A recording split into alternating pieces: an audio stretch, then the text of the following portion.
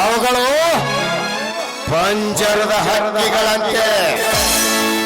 ಅವುಗಳನ್ನು ಹಿಡಿದು ರೆಕ್ಕೆ ಕತ್ತರಿಸಿದೇನು ಮಹಾ ದೊಡ್ಡ ವಿಷಯವಲ್ಲ. ಈ ಕೆಲಸ ನನಗೆ ಸೇರಿತು.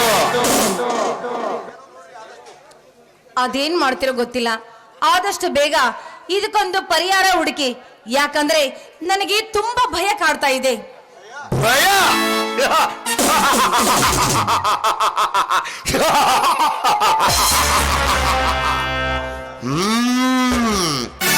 ನೀರಿನ ದಾಹದಿಂದ ಸಾಯುತ್ತಿರುವವನಿಗೆ ಶೀಲದ ಭಯವೇ? ಹಂಗೊಂದಿರುವುದು ನಿಂತವನಿಗೆ ಲಿಂಗದ ಭಯವೇ? ಮರಣ ತೊರೆದು ನಿಂತವನಿಗೆ ಮಾನದ ಭಯವೇ? ಭಯ ಭಯ ಎಲ್ಲಿದೆಯಾ ಭಯ? ನೀನಂತೂ ಇಂಥ ಅಲ್ಪ ವಿಷಯಕ್ಕೆ ಅಂಜಿಬಿಟ್ಟಿಯಾ? ಅಂಜಿಕೆ ಅದು ನನಗೆ. ನೀವಿರ್ಬೇಕಾದ್ರೆ ಯಾವ ಅಂಜಿಕೆನೂ ಇಲ್ಲ, ಯಾವ ಭಯನೂ ಇಲ್ಲ. ಯಾಕಂದ್ರೆ ಬೆಟ್ಟದ ಮೇಲೊಂದು ಮನೆಯ ಮಾಡಿ ಕಾಡ ಮೃಗಗಳಿಗೆ ಅಂಜದಿರಯ್ಯ. ಸಮುದ್ರ ದಂಡೆಗೊಂದು ಮನೆಯ ಮಾಡಿ ನೆರೆ ತೆರವಿಗೆ ಅಂಜಿದೊಡೆಯ. ಕಳವು ಮಾಡಲು ಕಲಿತ ನಾಯಿ ನಾವು ಕತ್ತಲೆಗೆ ಅಂಜಿದೊಡೆಯ. ಕಾಮಕ್ಕಾಗಿ ಕೆಟ್ಟ ಆದಿಯನ್ನ ಹಿಡಿದ ನಾವು ಗಂಡಿನ ಗುಂಡಿಗೆಗೆ ಅಂಜಿದೊಡೆಯ ಅಂತ ನಂಗೆ ಚೆನ್ನಾಗಿ ಗೊತ್ತು. ವೆರಿ ಗುಡ್ ಕಲ್ಪನಾ, ವೆರಿ ಗುಡ್. ಅದಕ್ಕೆ ಹಿರಿಯರು ಹೇಳಿದು, ಹದ್ದಿನಷ್ಟು ಆಯುಷ್ಯ ಹೆಣ್ಣಿನಷ್ಟೇ ಧೈರ್ಯ ಕೊಡು ಎಂದು. ಸರಿ, ಹಾಗಾದ್ರೆ ಮುಂದಿನ ವಿಷಯ? ಭಯ ಪಡಬೇಡ.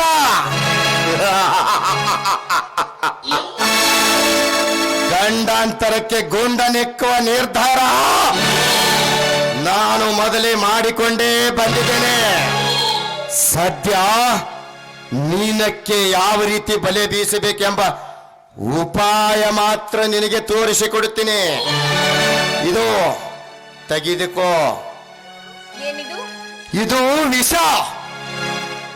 ಹೇಗಿದ್ದರೂ ನಿಮ್ಮ ಅತ್ತೆ ಮಾವನಿಗೆ ದಿನಪೂರ್ತಿ ಕುಡಿಯಲು ಹಾಲು ಕುಡ್ತೀಯಲ್ಲ, ಆ ಹಾಲಿನಲ್ಲಿ ವಿಷ ಬೆರೆಸಿಬಿಡು. ನೀನು ವಿಷ ಬೆರೆಸಬೇಕಾ? ಹೌದು. ನಮ್ಮ ಆಶಾ ಆಕಾಂಕ್ಷೆಗಳಿಗೆ ಅಡ್ಡ ಬರುತ್ತಿರುವ ಆ ಪೀಡೆಗಳು ಸುಡುಗಾಡ ಸೇರಲೇಬೇಕು. ಆಮೇಲೆ ಉಳಿದಿರುವ ನಿನ್ನ ಗಂಡನ ತಲೆಯ ಮೇಲೆ ಈ ಕೊಲೆ ಅಪರಾಧವನ್ನು ತಂದು ಅವನ ಅಂತ್ಯ ಜೀವನದ ಬಾಳು ಅಲ್ಲೇ ಕಾರಾಗೃಹದಲ್ಲಿ ಕೊಳೆಯುವಂತೆ ಮಾಡಬೇಕು. ಈ ವಿಷಯ ಏನಾದ್ರೂ ನನ್ನ ಗಂಡನಿಗೆ ಗೊತ್ತಾದ್ರೆ? ಅದು ಎಷ್ಟು ಹುಚ್ಚಿ ಕಲ್ಪನಾ. ನಿನ್ನ ಮೋಹಪಾಶಕ್ಕೆ ಒಳಗಾದ ನಿನ್ನ ಗಂಡ ಅಂಕುಶಕ್ಕೆ ಆನೆ ಅಂಜದಂತೆ, ಹಂಟರಿಗೆ ಹುಲಿ ಅಂಜದಂತೆ, ತುಮುಕಿಗೆ ಮಂಗ ಕುಣದಂತೆ ಕುಣಿಯುತ್ತಿದ್ದಾನೆ ಆ ನಿನ್ನ ಗಂಡ ಅಂದ ಮೇಲೆ. ಸರಿ ಸರಿ ನೋಡಿ, ಅದೇನೇ ಮಾಡಿ, ಆದ್ರೆ ಈ ವಿಷಯ ನನ್ನ ಗಂಡಗೆ ಗೊತ್ತಾಗದಾಗೆ ಮಾಡುವುದಾದ್ರ ಬಗ್ಗೆ ಹೇಗೆ? ನೀನು ಇಂದೊಂದು ನಾಟಕವಾಡಬೇಕು ಕಲ್ಪನಾ. ಏನದು? ಅಂದರೆ ಹೇಗಾದ್ರೂ ಮಾಡಿ ನಿನ್ನ ಗಂಡನಿಗೆ ಇವತ್ತು ಸೆಕೆಂಡ್ ಶೋ ಸಿನಿಮಾಕ್ಕೆ ಕರೆದುಕೊಂಡು ಹೋಗಬೇಕು. ಸರಿ, ಹೋಗುವಾಗ ಹಾಲಿನಲ್ಲಿ ವಿಷ ಬೆರೆಸಿ ಹೋಗು. ಆಮೇಲೆ ತೋರಿಸ್ತೀನಿ ಈ ಖಳನಾಯಕನ ಮುಂದಿನ ಕಪಟ ಕಾರಸ್ಥಾನ. ಸರಿ, ನೀವ್ ಹೇಳ್ದಾಗೆ ನೋಡಿ, ಅವ್ರು ಬಂದಂತಾಯ್ತು. ದಯವಿಟ್ಟು ಇಲ್ಲಿಂದ ಬೇಗ ಹೊರಡಿ.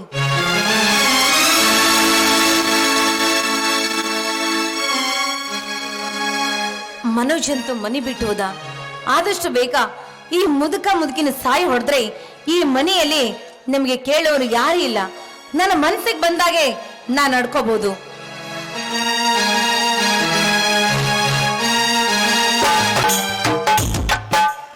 ಕಲ್ಪನಾ, ಬೇಗ ನಡೆ ಕಲ್ಪನಾ, ಟೈಮ್ ಆಗಿದೆ, ಹೋಗೋಣ. ಆಯ್ತು, ಬನ್ನಿ ಹಾಗಾದ್ರೆ ಹೋಗೋಣ. ನಡೆ.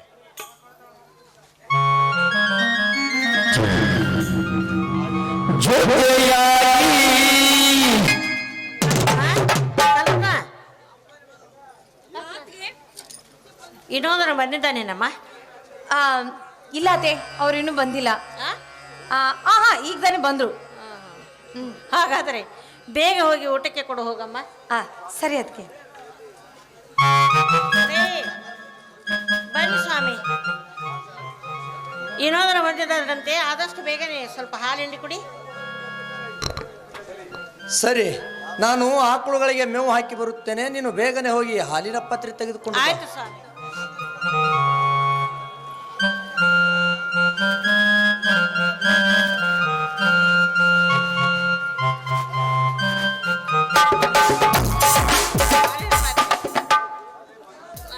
ಅಲ್ಲ, ಹಾಲಿನ ಪಾತ್ರೆ ನನ್ನ ಕೈಯಲ್ಲಿ ಕೊಟ್ಟು ನೀನು ಎಲ್ಲಿಗೆ ಹೊಂಟಿರುವೆ?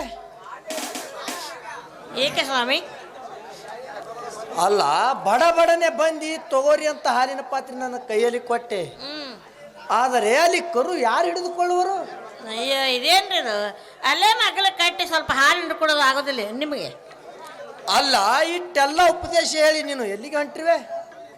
ಅಯ್ಯೋ, ಬಾಯಾಗ ಹಾಕೊಳಕ ಎಲಿ ಇಲ್ರಿ, ಅದಕ್ಕೆ ಎಲಿ ತರಕಂತ ಎಲ್ಗಾರ ಮನಿ ಎಲ್ಲವನ್ನ ಮನೆಗೆ ಹೊಂಟೀನಿ. ಎಲ್ಲಿಗಾರ ಎಲ್ಲವನ್ನ ಅಂಗಡಿಗೆ ಹೊಂಟಿದೆಯೋ ಅಥವಾ ಏನಾದರೂ ತರಲಕ್ಕಂತ ನಾಶಿ ನಾಗಪ್ಪನ ಅಂಗಡಿ? ಎರಡು ಅಂತ ತಿಳ್ಕೊಳ್ರಿ, ನಾ ಏನು ಬರ್ತೀನಿ. ಅಂತೂ ಯಾವ ಪುಣ್ಯಾತ್ಮ ಸೃಷ್ಟಿಸಿದಾನೋ ಏನೋ ಈ ನಾಶಿಕ. ಅಲ್ಲಿಗೆ ಹಚ್ಚಿ ತಿಕ್ಕಿದ್ರೆ ಮುಂಜಾನೆ ಎದ್ದು ಮುನ್ಸಿಪಾಲ್ಟಿ ಅವ್ರ ಮೋರ್ಯಾಗ ಕಟ್ಟಿಗೆ ಆಡಿಸಿದಂಗೆ ಆಗುತ್ತದೆ ನೋಡು.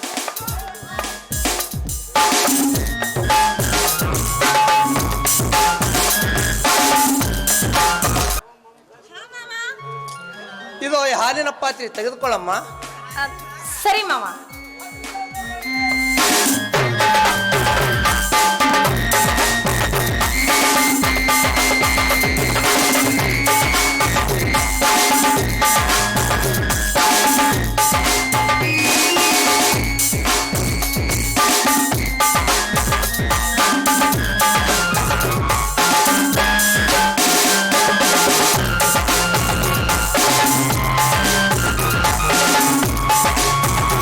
ಸಿನಿಮಾ ನೋಡೋದಕ್ಕೆ ಹೊಂಟಿದ್ದೇವೆ ಅಪ್ಪಾಜಿ.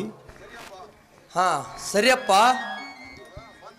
ಹಾ ವಿನೋದ, ಮೊನ್ನೆ ಭತ್ತದ ಗದ್ದೆಯಲ್ಲಿ 15 ಜನಗಳಿಗೆ ಕೆಲಸಕ್ಕೆ ಹಚ್ಚಿದೇವಲ್ಲ, ಅವರ ಕೂಲಿ ಕೊಡಬೇಕಾಗಿತ್ತು.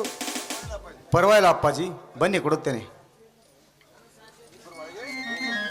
ಯಾರು ಇಲ್ಲ ಅಂತ ಕಾಣುತ್ತೆ. ನಾನು ವಿಷ ಹಾಕೋದಕ್ಕೆ ಒಳ್ಳೆ ಟೈಮ್. ನಾನು ಹಾಕುವುದನ್ನು ನೋಡುವುದಕ್ಕೆ ಯಾರೂ ಇಲ್ಲ, ಯಾರಿಗೂ ಗೊತ್ತೂ ಆಗೋದಿಲ್ಲ. ಸರಿ ಸರಿ, ಅಷ್ಟೇ ಮಾಡ್ತೀನಿ.